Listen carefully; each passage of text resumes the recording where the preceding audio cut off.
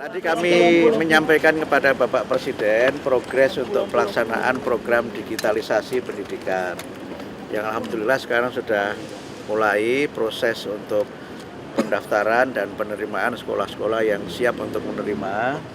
Dan insya Allah semuanya lancar. Dan saya ingin juga menyampaikan bahwa sekolah-sekolah itu kami data mana yang sudah siap. Dan itu kami nanti akan kirimkan sesuai dengan data yang dikirimkan sekolah itu. Jadi kalau kemarin sempat beredar kabar bahwa semua sekolah itu yang sudah tidak perlu dikirim, itu tidak benar adanya berita itu. Karena pengiriman itu berbasis form yang kita siapkan dan sekolah yang memang tidak memerlukan ya tidak kita kirim. Tapi semuanya berjalan dan sesuai arahan Pak Presiden, insya Allah program ini akan bisa kita laksanakan secara benar, sesuai dengan aturan yang ada dan sesuai dengan arahan Bapak Presiden. Begitu. Jadi berapa total sekolah yang sudah siap, Pak? Yang sekarang kami masih nunggu pengembalian formulir, nanti kami akan update perkembangannya dan kami juga sudah menyiapkan materi-materi pembelajarannya, sudah ada lebih dari 2.500 paket pembelajaran yang nanti dipakai untuk sekolah-sekolah yang menggunakan IFP itu. Kemudian juga kami sudah menyiapkan pelatihan untuk gurunya supaya alat itu dapat digunakan dengan sebaik-baiknya. Gitu ya.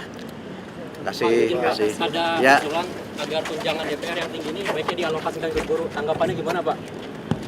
Kami kemarin sudah rapat dengan Komisi 10 DPR dan kami berterima kasih kepada Komisi 10 yang memberikan dukungan penuh kepada Kementerian Pendidikan Dasar Menengah, terutama untuk yang pertama peningkatan kesejahteraan guru.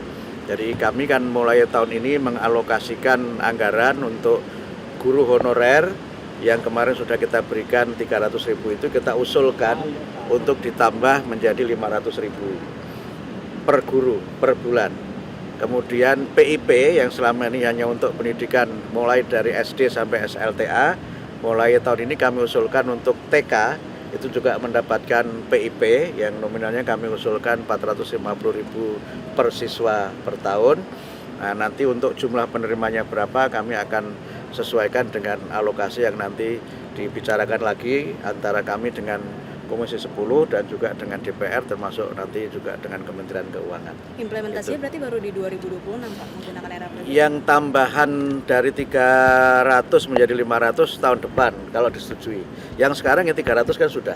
Kemarin yang 7 bulan kan yang 300 sudah kita bagikan kepada guru honorer yang semua dibagikan sekaligus sehingga mereka menerima 2,1 juta untuk 7 bulan dan juga untuk tahun depan ya mudah-mudahan itu bisa disetujui DPR usulan penambahan dari 300.000 menjadi 500.000 dan nanti jumlah penerimanya akan kami data lagi karena kan sebagian guru honorer juga ada yang nanti diangkat menjadi ASN, ada yang menjadi P3K dan sebagainya sehingga nanti kami update lagi setelah ada progres yang berikutnya. Prof, gitu ya. Prof, kemarin kan di demonstrasi di DPR nih 196-nya ditangkap polisi ini juga dinyatakan sebagai anak-anak ya Prof. Ini ada himbauan nggak sih Prof kepada sekolah-sekolah gitu terkait itu? Ya, yang pertama kami menghimbau kepada para siswa di seluruh Indonesia untuk tidak terprovokasi oleh berita-berita yang tidak dapat dipertanggungjawabkan kebenarannya.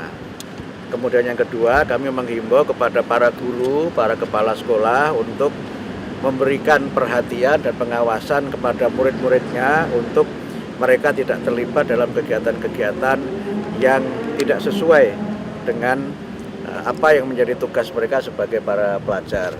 Tapi soal datanya berapa itu nanti biarlah Pak Kapolri atau pihak kepolisian yang akan menyampaikan. Prof, tapi dengan maraknya ini kan belakangan juga mulai turun ke jalan lagi ya Prof. Maksudnya anak sekolah, apakah Prof ini melihat juga ini mulai tumbuh kesadaran sosial gitu Prof daripada pelajar-pelajar ini Prof?